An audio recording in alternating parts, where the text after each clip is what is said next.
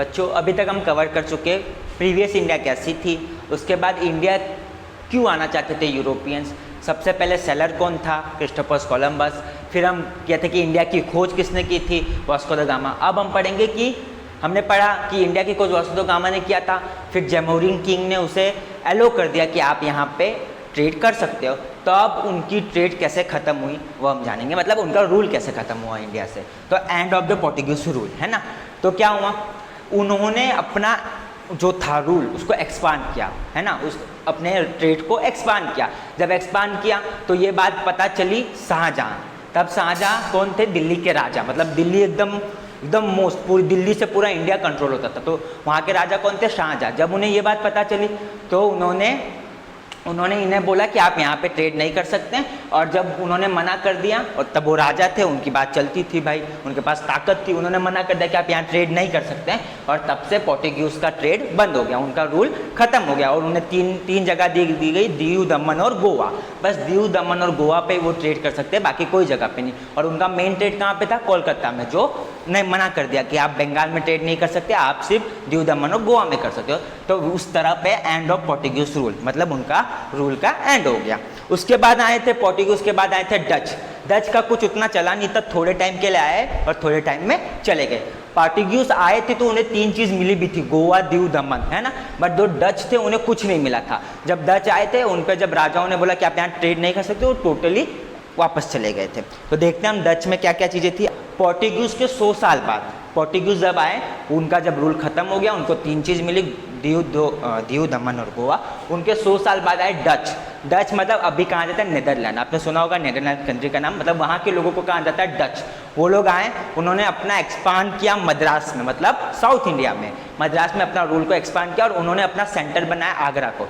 जैसे पोर्टुगीज ने अपना सेंटर बनाया था कोलकाता को, वैसे डच ने अपना सेंटर बनाया, सेंटर मतलब जहाँ से वो पूरा ट्रेडिंग कंट्रोल करते थे, डच ने बनाया था आगरा को। लेकिन डच के साथ साथ तब आए थे ब्रिटिश, जो सबसे इंपॉर्टेंट, ब्रिटिश मतलब जिन्होंने हम पे राज किया था। तो डच के साथ आए थे ब्रिटिश, और ब्रिटिश थी तब बहुत पावरफुल कंट्री। तो ब्रिटिश के ताकत के वजह से डच अपना ट्रेडिंग नहीं कर पाया, और ब्रिटिशों ने डच को भगा दिया। तो तब से डच का वो था, डच का जो राज है, जो एक्सपांड रूल था, वो खत्म हुआ। तो the British interest in India कैसे बढ़ा, जब ब्रिटिश ने देखा कि डच आ गया, पोर्टुगीज आ गया, ये लोग भी अपना वहाँ पे एक्सपांड रूल कर सकते हैं, मतलब रूल को एक्सपांड कर सकते हैं, तो ब्रिटिश में भी चाह जगी कि वो आए इंडिया और अपना रूल को एक्सपांड करें। सबसे पहली शिप पहुंची ब्रिटिश इंडिया की, जिसके कैप्टन थे विलियम हॉकिंस। वो पहुंची सूरत में, बट उन्होंने जब परमिशन ली दिल्ली के किंग मतलब जहांगीर से, जो अकबर के बेटे थे, उनसे परमिशन ली, तो उन्होंने मना कर दिया कि आप यहाँ ट्रेडिंग नहीं कर सकते। तब इंग्लैंड से एक आदमी आया था, जो वहाँ का हेड था, मतलब क्वीन एलिजाबेथ के कोर्ट का एक आदमी था, जिसका नाम था सर थॉमस रॉय। और उन्होंने रिक्वेस्ट की दिल्ली के किंग के, तो वहाँ दिल्ली के किंग शाहजहाँ ने उन्हें ट्रेडिंग करने का अलाउ कर दिया। तो तब से ब्रिटिशों ने ट्रेडिंग करना स्टार्ट कर दिया। देखो, फिर जब आए ब्रिटिश के बाद आया था फ्रेंच के जो मेन थे वो जोसेफ फ्रांसोइस डुप्लिक्स 1664 सीई में आए थे। उन्होंने इस्टेब्लिश की फ्रेंच ईस्ट इंडिया कंपनी, और उनका जो मेन जगह थी, जैसे पोर्टुगीज का था सूरत, वैसे फ्रेंच का था सूरत, मछलीपट्टनम एंड पौंडीचेरी, है ना। तो उस समय ब्रिटिश और फ्रेंच के बीच में कंपटीशन स्टार्ट हुआ। दोनों यूरोपियंस कंट्री थी, तो दोनों के बीच में कंपटीशन स्टार्ट हुआ, जिसमें फ्रांस हार गई, और कंपटीशन के साथ उनके बीच में वॉर हुई, जिसमें फ्रांस हार गई, और फ्रांस को सिर्फ पौंडीचेरी ट्रेड मिला, और उसके बाद वो अपने देश रिटर्न चली गई, और तब से राज स्टार्ट हुआ ब्रिटिश का हमारे इंडिया के ऊपर। तो हमने कवर किया चैप्टर द फ्रांस तक। अब हम कवर करेंगे ब्रिटिश ट्रेड इन बंगाल।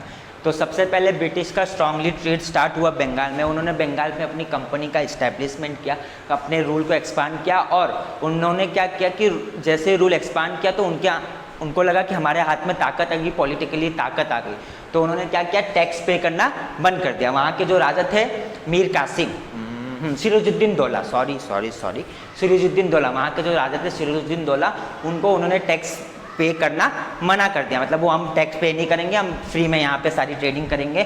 तो सिराजुद्दीन दौला ने सोचा कि नहीं ऐसा नहीं चलेगा, आपको टैक्स पे करना पड़ेगा। और उनके बीच में बहुत बड़ी लड़ाई हुई थी जिसको बैटल ऑफ प्लेसी का नाम दिया था। अब हम पढ़ेंगे बैटल ऑफ प्लेसी की स्टार्टिंग कैसे हुई थी।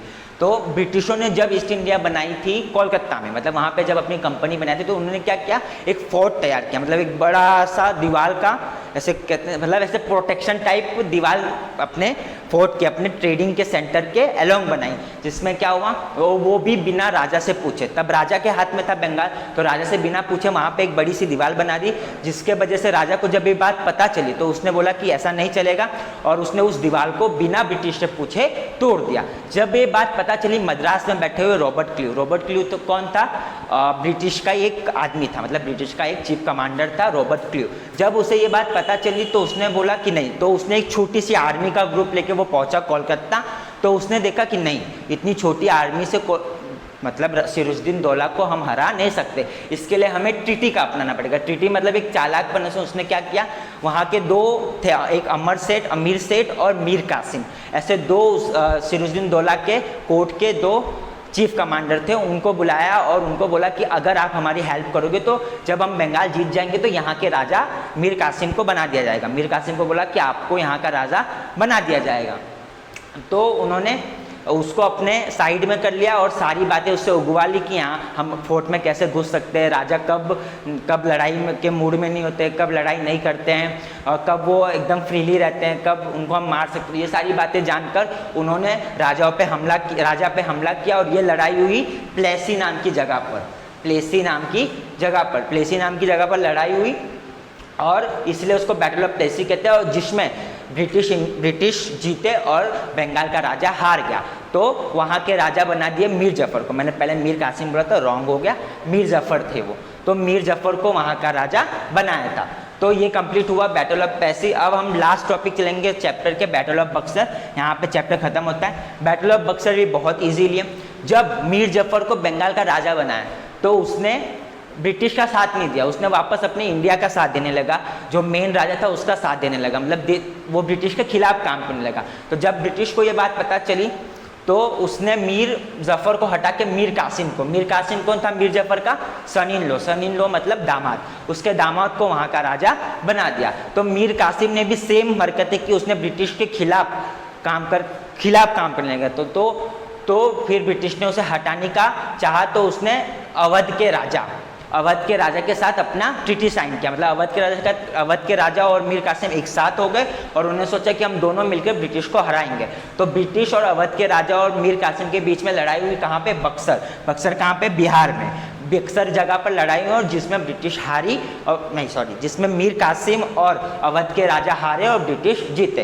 तो ब्रिटिश के हाथ में आ गया अवध, बंगाल, मतलब नॉर्थ इंडिया का आधा पार्ट ब्रिटिश के हाथ में आ गया, बंगाल का आधा पार्ट ब्रिटिश के हाथ में आ गया, गुजरात के कुछ पार्ट ब्रिटिश के हाथ में आ गए।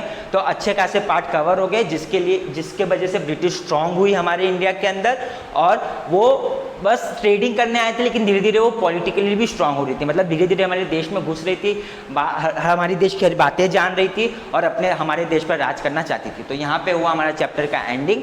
अगर आपको कोई भी प्रॉब्लम है तो आप कमेंट कर सकते हो, कोई भी टॉपिक में प्रॉब्लम है तो आप कमेंट कर सकते हो। नेक्स्ट वीडियो में हम सेकेंड चैप्टर को कवर करेंगे, अराउंड अस, ऐसा कुछ चैप्टर है हमारा सेकेंड चैप्टर, उसको हम कवर करेंगे। आज के लिए थैंक यू, इतना।